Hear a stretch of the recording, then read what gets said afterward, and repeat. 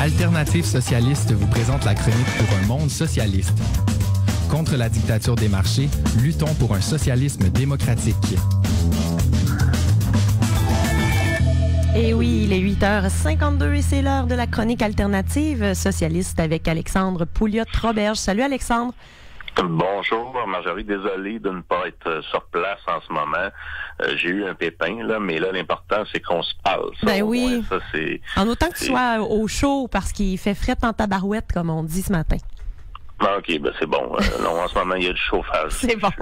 Génial. Donc, tout d'abord, là, bon, tu vas nous parler d'un sujet très intéressant comme à l'habitude, mais je voulais souligner que Kshama Sawant a remporté ses élections.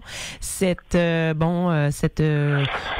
femme qui était en course à l'électorat dans la ville de Seattle et qui a remporté, donc, et qui est une femme, socialiste, tout ça. On dit qu'elle a remporté la bataille contre Amazon et je voulais juste donner les résultats puisque tu en avais parlé là il y a quelques semaines. Je me demande si c'était pas la semaine dernière ou l'autre d'avant. Donc Alexandre, de quoi on parle aujourd'hui? On a un congrès qui s'en vient, le congrès de Québec solidaire en fin de semaine. C'est un congrès qui, en fait, a pour but, c'est pas le seul sujet, c'est pas les seuls sujets qui sont en lien, mais un des gros morceaux du congrès, c'est de réussir à compléter la fusion qu'il y a eu avec Option nationale. On se souvient qu'il y a 2 ans, il s'est entendu qu'Option nationale, qui à l'époque était un petit parti indépendantiste, allait rejoindre Québec solidaire après certaines tractations. Et un des ententes qu'il y avait, c'était entre autres qu'éventuellement ON aurait l'opportunité de proposer plusieurs des positions de son ancien programme pour être capable de les intégrer à QS. Et dans ça, bien, il y a des choses qui, en général, ne sont pas à 100% compatibles, mais il y a certains trucs qui rentrent en contradiction. Et puis là, dans le congrès en fin de semaine, on va justement gérer ça. Et une des questions qui est là, et puis on sait Gabriel Nadeau-Dubois a pris position publiquement par rapport à ça, c'est la question de l'armée. Donc, les gens de QS vont voter à savoir si le parti serait favorable à une armée québécoise advenant le cas que le Québec deviendrait un pays souverain.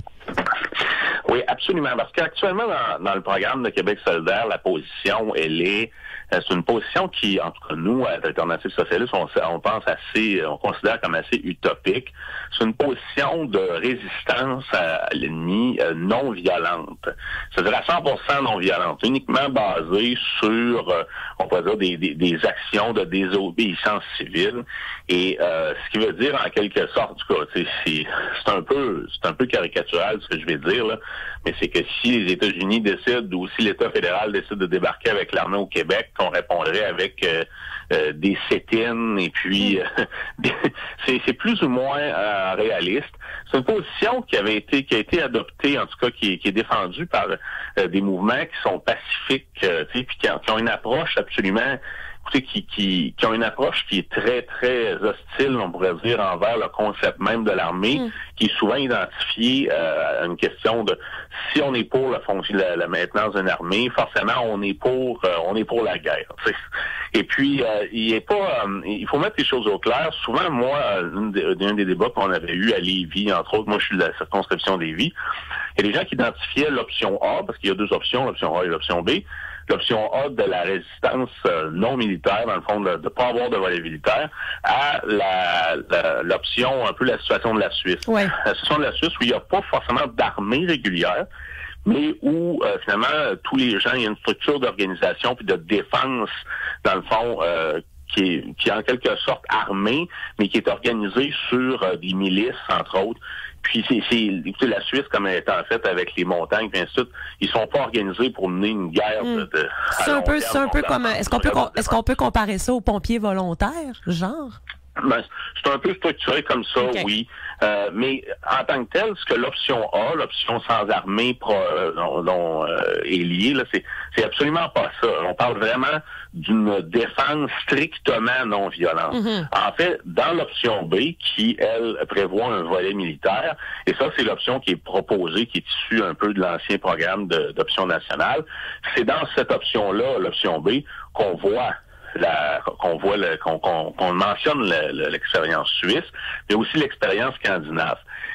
Nous, Alternative Socialiste, écoutez, on est des matérialistes. Fait que, tu sais, on est pour les belles idées, on est pour les grands principes.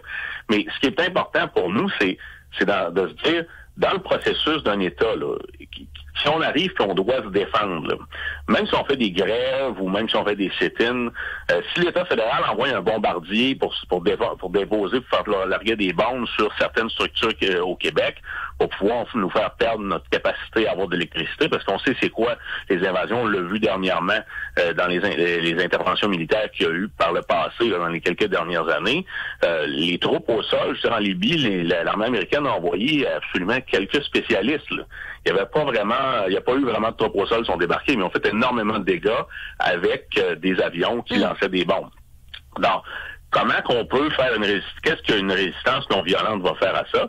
Et puis finalement, vous savez, comme je dis, on est des matérialistes, la capacité concrète de se défendre, c'est la capacité, entre autres, de maintenir ces infrastructures qui font vivre les gens, qui font vivre le public, et de garder le contrôle dessus.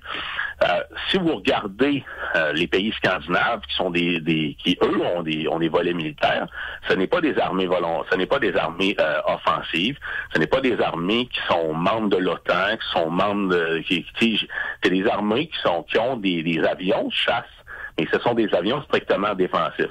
Ça fait que les pays scandinaves sont pas capables d'attaquer les voisins, mais s'il y a des bombardiers qui s'approchent d'eux, ils sont capables de les abattre. C'est ça.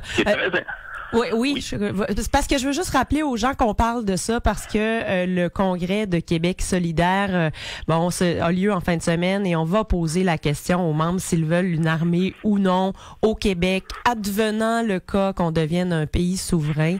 Et comme tu le disais tout à l'heure, Guillaume Nadeau-Dubois a affirmé ou plutôt a un préjugé favorable, lui, quant à cette présence d'une hypothétique armée. Et puis ce que je trouvais intéressant aussi, c'est qu'il mentionne que le choix de ne pas avoir d'armée peut avoir comme conséquence aussi d'avoir à sous-traiter la défense. C'est arrivé notamment là, au Costa Rica. Je trouvais ça important de le mentionner. Oui, c'est ça. C'est parce qu'on arrive, on doit sous-traiter sa propre défense et en tant que tel, ce qu'on fait, c'est qu'on devient une colonie de celui auquel on le sous-traite. La réalité, c'est ça, c'est que dans les empires coloniaux, l'armée était sous le contrôle de la métropole, ce qui faisait en sorte qu'il y avait le contrôle du territoire. Par contre, nous, au sein d'Alternative Socialiste, actuellement, on va soutenir l'option B, ça c'est certain, mais on pose des questions, par contre, sur la structure de l'armée. C'est-à-dire, est-ce qu'on veut vraiment avoir une armée régulière comme si du côté de l'État fédéral ou des Américains? Vraiment, dans l'option B, c'est déjà clair que l'armée va être majoritairement basée sur des forces civiles, c'est-à-dire qu'il va y avoir beaucoup de réservistes, il va y avoir un certain nombre de militaires professionnels, mais ça sera pas ça sera pas la majorité des troupes. Mais même dans ce cas-là, il faut se poser des questions par rapport à savoir quelle structure va avoir cette armée-là. Est-ce que ça va être une armée qui va être dictatoriale, comme on le connaît actuellement, qui va être un peu séparée du point de vue politique de la population, qui finalement peut devenir un outil de répression contre les masses à l'intérieur? Ça, c'est une question qui est importante, à savoir si l'armée pourrait être mobilisée par un petit État bourgeois qui voudrait asseoir son pouvoir sur la population, finalement trahir l'indépendance en signant des ententes qui n'ont pas de sens avec l'État fédéral, puis répondre à la contestation de la classe ouvrière. Ou nous, on considère que cette armée-là, au contraire, ça doit être une armée qui enracinée encore au sein de la classe ouvrière, une armée aussi où le débat politique n'est pas perméable, donc où les soldats ont des droits de contester du point de vue politique des tentatives de l'État de prendre des décisions qui sont inacceptables, je considère ça. Donc c'est extrêmement important à ce que cette armée-là soit structurée de manière démocratique. Parce que là, ce qu'on parle, c'est d'accession à l'indépendance. Dans cette accession à l'indépendance-là, il y a la création d'une constituante. Et la construction d'une constituante, c'est un embryon d'État qui, déjà là, se retrouve à être une déclaration dangereuse pour l'État fédéral, par exemple, et donc devient en quelque sorte peut devenir un ennemi à abattre. Et la manière de déstabiliser cette constituante-là peut passer, entre autres, par l'utilisation, on l'a vu un peu partout, l'utilisation de mercenaires, de bandits. Le problème peut venir aussi de l'intérieur. Donc cette constituante-là va devoir se défendre pour avoir à structurer un embryon d'armée aussi. On va avoir besoin d'autodéfense. Puis finalement, ce qu'il faut regarder aussi en pratique, c'est que regardez la Catalogne. La Catalogne ont fait un processus qui était basé uniquement sur la défense, on pourrait dire, non violente. Le résultat, c'est que la Catalogne actuellement n'est pas indépendante, que ses leaders ont été emprisonnés. Il y a encore de la résistance, il y a encore des grèves, mais malheureusement, je veux dire, ils n'ont pas de rapport de force. Si, à la limite, ils avaient été capables, au lieu d'utiliser leurs policiers à faire une espèce de grève passive puis à ne pas appliquer les lois de Madrid, ils les avaient mobilisés dans les ports pour bloquer l'armée de policiers qu'envoyait Madrid, déjà là, elle a pu prendre le contrôle de leur territoire. Je veux dire, au bout du compte, ce qui est important de comprendre, c'est qu'on doit être matérialiste dans notre approche. On doit être capable de comprendre c'est quoi les processus concrets, puis pas juste rester dans des idées vagues qui peuvent être très, on pourrait dire, peuvent être très charmantes sur la base, qui peuvent appeler à un sentiment qui est antimilitaire. Les gens n'aiment pas la guerre, on comprend ça.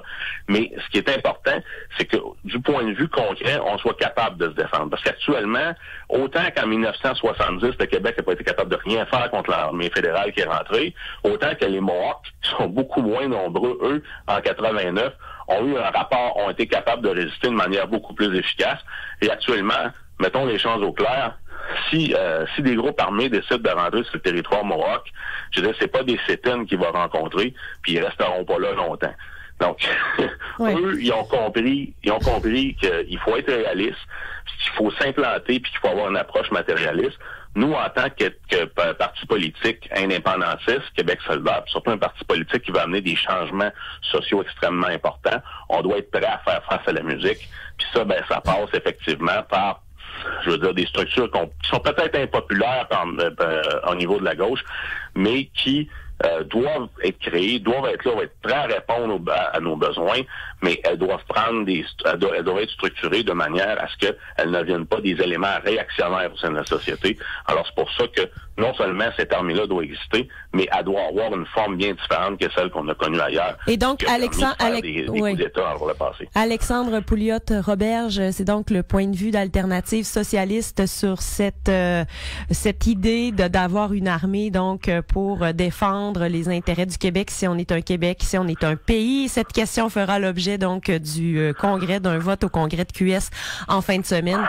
Le vote a lieu quand exactement?